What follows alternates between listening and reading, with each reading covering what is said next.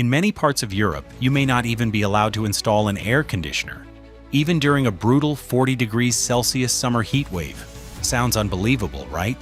Why would anyone make cooling their own home so difficult when temperatures keep breaking records? Walk through the streets of Paris, Florence, or Rome, and you'll notice something strange. The apartment buildings are almost completely free of air conditioners. Most people assume Europeans simply don't like air conditioning. But the truth is completely different. So why is installing an air conditioner so difficult? Let's find out today on Simple Why. The answer has surprisingly little to do with money. In many historic neighborhoods across Europe, installing an air conditioner isn't simply a personal choice. In many cases, it isn't allowed. The restriction isn't aimed at the machine itself. It is designed to protect the building you're trying to attach it to. If you live in an apartment building in Paris, Rome, or Venice, you usually don't own the outside wall. That beautiful stone facade is often considered part of the city's architectural heritage.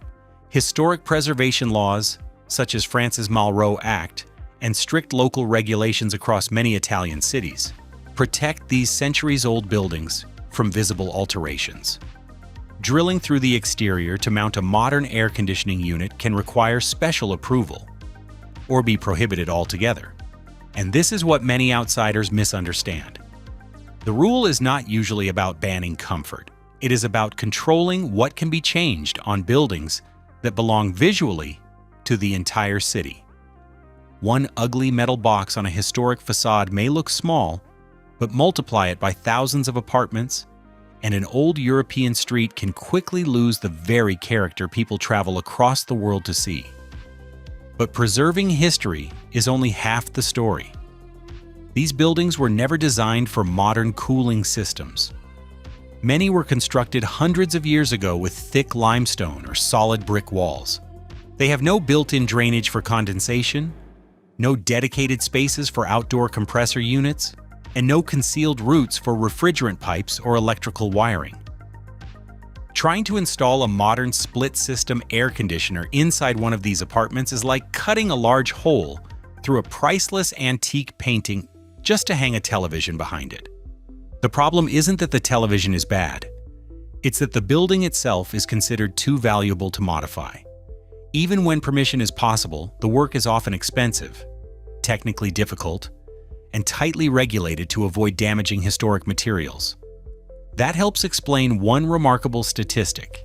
Today, fewer than 10% of households across Europe have air conditioning, compared with well over 90% in countries such as the United States and Japan. As heat waves become more frequent, that gap has become increasingly significant. Europe didn't reject air conditioning because the technology failed. Its cities were simply built centuries before the technology ever existed, and preserving those historic streets has often taken priority over installing modern cooling equipment.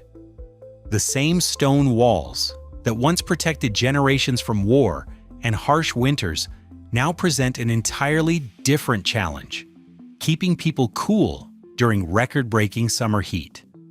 When air conditioning is effectively locked out by history, architecture, and preservation laws, millions of Europeans turn to the one cooling device almost every home can still use: the electric fan.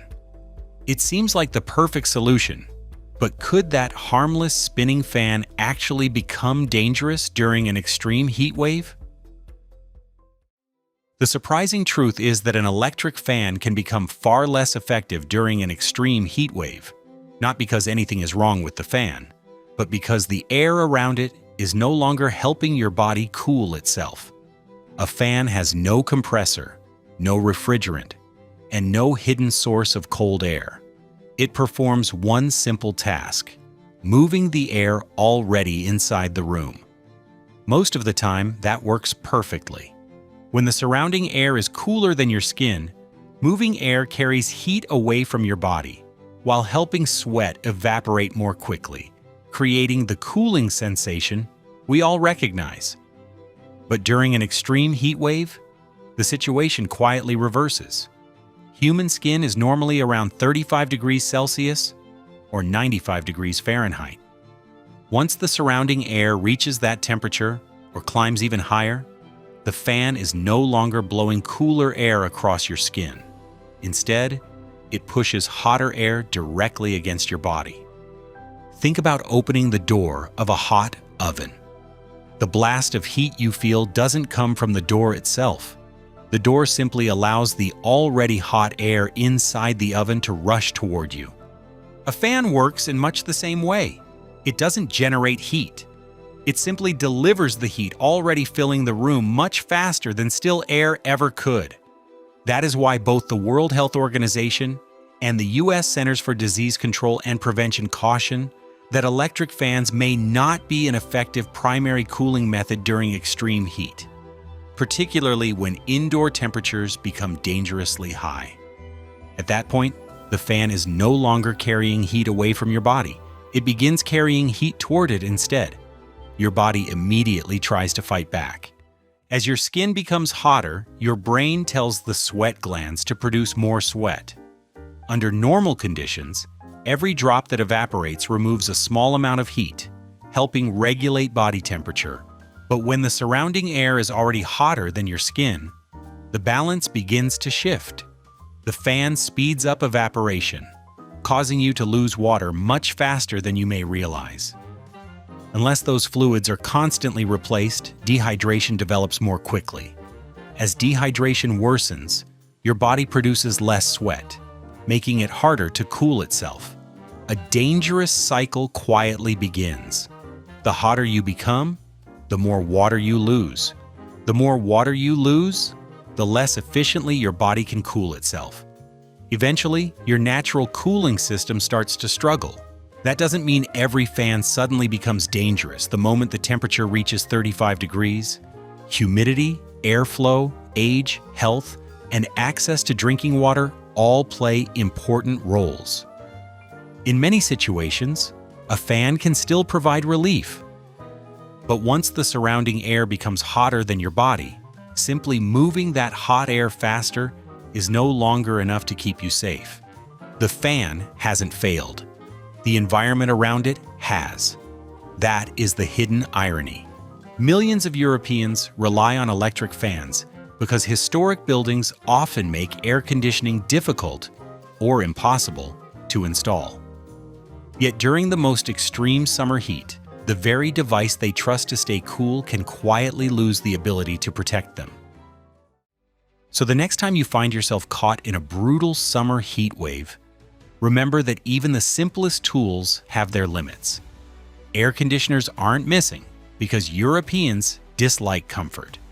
They're often limited by centuries of history and architecture. And an electric fan doesn't create cool air. It simply moves the air already around you, which isn't always enough when the heat becomes extreme. Understanding how these everyday objects really work could make a bigger difference than you might think. If you enjoyed uncovering the hidden science behind everyday life, like this video, share it with a curious friend, and subscribe to Simple Why.